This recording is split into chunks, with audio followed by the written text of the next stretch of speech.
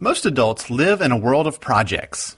Whether it's a job assignment, home improvement, or planning a wedding, we need to actively solve problems. But unfortunately, schoolwork looks more like this than this. Let's take a look at this project-based world. Meet Claire. She was recently presented with a challenge.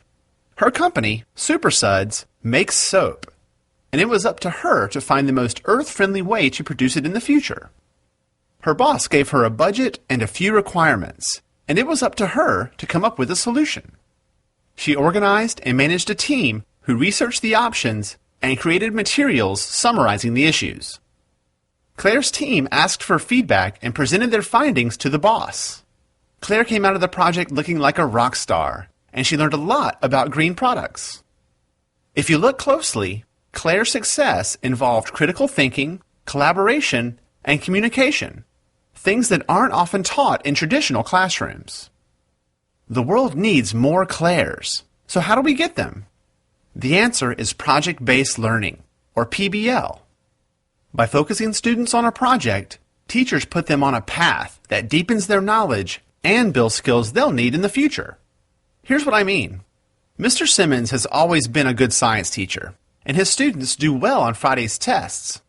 Unfortunately, what they learned was gone by Saturday morning. That wasn't good enough for him. Soon he learned about project-based learning and decided to give it a shot. Mr. Simmons got the idea for his first project on microorganisms when nearly half of his students were suddenly absent with the flu. He asked his students why they thought so many of their classmates got sick at the same time. That lively discussion produced a lot of good questions and a list of things the kids wanted to know. Mr. Simmons then announced their project was to help elementary school kids understand, how can we not get sick? After dividing the class into teams, he got them started on the project. It was up to the students to ask questions, research, collaborate, give each other feedback, and figure out the best ways to make their points clear to children.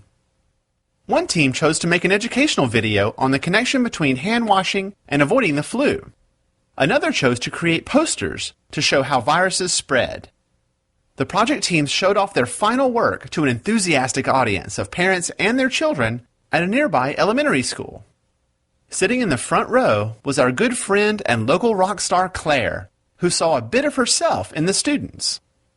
It was clear that the project was a success for the students, the audience, and Mr. Simmons. His students practiced critical thinking, collaboration, and communication. The project wasn't about memorization, but learning in depth about viruses and how to prevent spreading disease, a lesson they will never forget. At the end of the presentation, Claire introduced herself to the students and told them that they were rock stars and that the world needs more people who can think like them. To learn more about project-based learning, go to BIE.org.